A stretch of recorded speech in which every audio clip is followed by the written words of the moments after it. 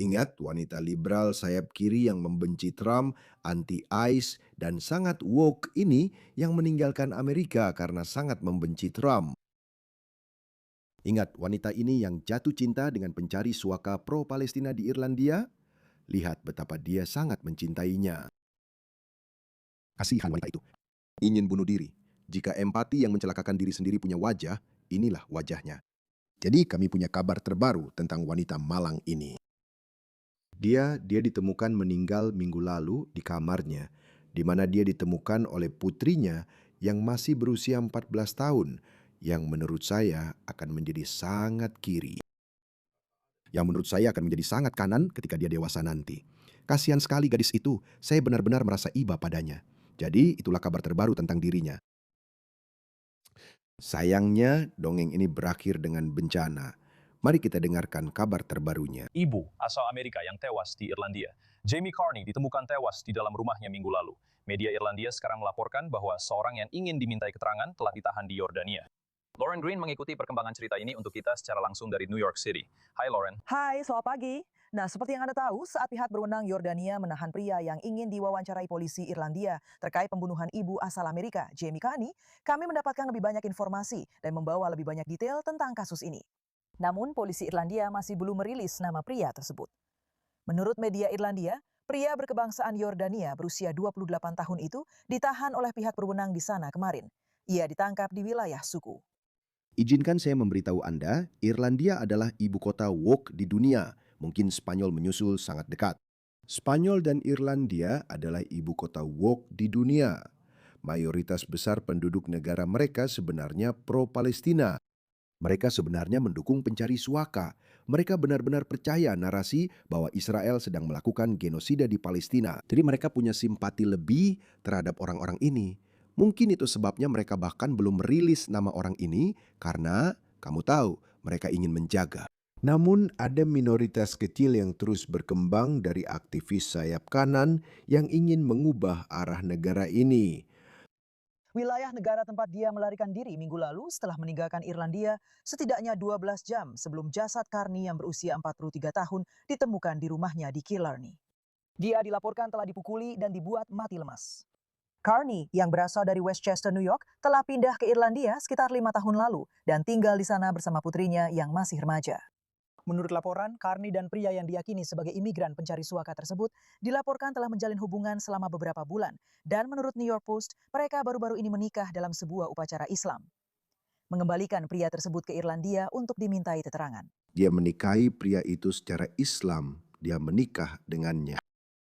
Kami katakan kepada Anda, wanita Barat, saya tidak tahu. Saya tidak tahu. Kebencian mereka terhadap masyarakat dan budaya mereka sendiri mendorong mereka untuk berperilaku seperti ini. Mungkin akan sulit karena Yordania dan Irlandia tidak memiliki perjanjian ekstradisi dan polisi Irlandia belum secara resmi menyebut pria itu sebagai tersangka.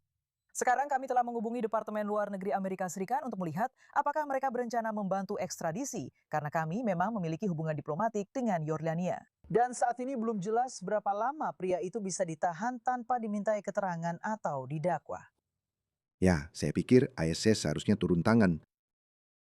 Itu adalah warga negara ISS yang dibunuh oleh orang biadab ini. Jadi ada beberapa informasi lagi tentang itu. Saya ingin membacakan beberapa detail kepada Anda. Jadi dia sudah ditangkap dan keluarga korban dan keluarga pria itu justru semakin keras. Mereka mengklaim adanya rasisme. Saya rasa orang-orang bodoh ini tidak paham kalau kata itu sudah tidak lagi memiliki makna seperti yang mereka kira. Dulu memang begitu. Sahada Al-Sakar adalah nama pria itu. Dia menuntut 5.000 euro per minggu dari istrinya Jamie Carney, tak lama sebelum dia dipukuli dan dibekap hingga mati lemas. Postingan TikTok Jamie Khan yang disebutkan di koran, di mana dia menyebut pria itu sebagai suaminya dan menyebutkan pernikahan rahasia di masjid, menunjukkan bahwa dia telah menjalani proses pernikahan Islam yang disebut nikah. Mereka hanya pergi ke masjid di depan seorang imam. Mereka hanya melakukan upacara nikah ini di hadapan 3 saksi, saksi laki-laki dan selesai. Pria Muslim berpikir bahwa sekarang mereka memiliki hak khusus atas wanita tersebut. Apa yang harus kita lakukan, teman-teman? Apa yang harus kita lakukan? Di zaman sekarang ini, jika kamu menikah, dan maaf, aku tidak tahu harus berkata apa. Ayolah. Maksudku, di saat yang sama aku sadar bahwa wanita ini adalah korban. Dan jelas, Dia punya seorang putri kecil. Aku tidak merasa senang dengan itu. Tapi aku sangat frustrasi, teman-teman. Sampai kapan hal seperti ini akan terus terjadi? Sampai kapan hal seperti ini akan terus terjadi? Kamu tahu, pasanganku orang Australia. Aku bersamanya selama 13 tahun. Wanita yang sangat kuat. Dan ketika aku bertemu dengannya pada tahun 2007, aku sudah menjadi seorang ateis. Jadi aku tidak terlalu peduli tentang Islam atau pernikahan Islam atau apapun itu. Kami tidak pernah menikah, tapi kami sering bercanda tentang hal ini. Aku bilang, kamu tahu nggak, supaya keluargaku bisa menerima, mau nggak kamu pura-pura menikah secara Islam? Dia langsung bilang, nggak mau, nggak akan pernah. Dan bukan berarti aku benar-benar akan melakukannya, karena aku memang sudah tidak percaya lagi. Aku sudah tidak percaya pada Islam lagi. Jadi kenapa aku harus memaksanya melakukan itu? Mungkin itulah kenapa aku mencintainya dan menghormatinya, karena dia tidak mau. Dia bilang, kenapa aku harus menikahimu secara Islam? Kau tahu, Di mana kita butuh wanita seperti itu. Dan itu hanya bisa terjadi jika kamu bangga dengan warisanmu sendiri. Jika kamu bangga dengan identitasmu sendiri. Tapi wanita barat, sayangnya, mereka telah menjadi korban propaganda anti-barat ini. Itulah sebabnya mereka cuma berpikir, masa sih agar aku bisa bersamamu, aku harus menikahimu secara Islam? Tentu aku akan melakukannya.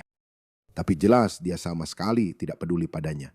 Dia benar-benar tidak peduli padanya. Dia bahkan tidak memaksanya untuk mengenakan, untuk berpakaian secara Islami. Itulah buktinya. Dia hanyalah tiket untuk mendapatkan izin tinggal permanen. Dia hanya jalan baginya untuk mendapat izin tinggal permanen. Hanya itu. Meskipun secara teknis hukum Islam memperbolehkan seorang pria muslim menikahi wanita non-muslim tanpa harus masuk Islam, pada kenyataannya akad nikah di masjid dan harapan budaya di sebagian besar komunitas mengharuskan wanita tersebut sudah atau menjadi muslim. Berdasarkan detail yang ada, hampir bisa dipastikan dia masuk Islam demi pernikahan itu. Ya, dia masuk Islam demi pernikahan, tapi sepertinya tidak begitu. Dia memaksanya untuk berpakaian secara Islami. Dia mungkin melakukannya hanya agar diterima oleh keluarganya. Pasangan itu menikah secara Islam secara diam-diam di sebuah masjid beberapa bulan lalu. Al-Sakar dikabarkan memberitahu orang-orang bahwa mereka sudah menikah dan ada fotonya. Ada foto cincin pertunangan dan cincin pernikahannya. Artikel tersebut menyebutkan postingan TikTok Jamie yang memanggil dia, suaminya, dan pangerannya, serta dedikasinya pada berbagai perjuangan. Jamie Carney ditemukan meninggal oleh putrinya yang berusia 13 tahun. Al-Sakar melarikan diri ke Turki. Gardai, yaitu polisi Irlandia, masih belum secara resmi merilis namanya. Jika Al-Sakar, bahkan jika itu nama aslinya, pemohon suaka tersebut harus secara pribadi menulis surat kepada Menteri Kehakiman Jim O'Callaghan untuk meminta paspornya kembali. Ini tetap akan terjadi bahkan setelah permohonannya gagal, karena dia sedang dalam proses banding. Menarik, lihat betapa mencurigakannya ini. Jadi dia adalah pencari suaka. Dia melarikan diri dari penganiayaan di negara asalnya, Yordania. Dan saat dia melakukan tindakan kriminal, kejahatan terburuk, pembunuhan, saat dia membunuh seseorang, kemana dia pergi? Langsung kembali ke negara yang katanya dulu dia tinggalkan. Kamu lihat itu? Mereka mempermainkanmu. Kamu politisi barat yang bodoh. Bodoh. Aku benci mereka. tuh kan, lihat itu. Oke, biar aku cepat jelaskan apa yang terjadi dengan keluarga ini. Sayangnya sejumlah pihak yang gegabah telah bertindak terburu-buru saat kasus ini masih berjalan, yang melibatkan putra kami Ahmad Al-Sakur yang sebelumnya tinggal di Irlandia. Hal itu terus berlanjut. Pernyataan dari keluarga menyatakan bahwa mereka telah menghadapi upaya jahat untuk menyebarkan rasisme dan menabur perpecahan di antara masyarakat kita yang bersatu, komunitas Yordania dan Palestina. Wah, menurutku dia itu orang Palestina ya? Aku tidak tahu. Mereka juga mengklaim bahwa orang-orang telah menghina martabat pemuda tersebut dan reputasi suku Al-Sakur di seluruh negeri. Keluarga tersebut kemudian memperingatkan bahwa mereka akan menempuh jalur hukum terhadap pencemaran nama baik atau hasutan rasis dan mengatakan bahwa tim hukum sudah dibentuk untuk tujuan ini. Jika putra mereka tidak bersalah, mengapa dia langsung pergi? Dia meninggalkan negara itu bahkan sebelum jasadnya ditemukan.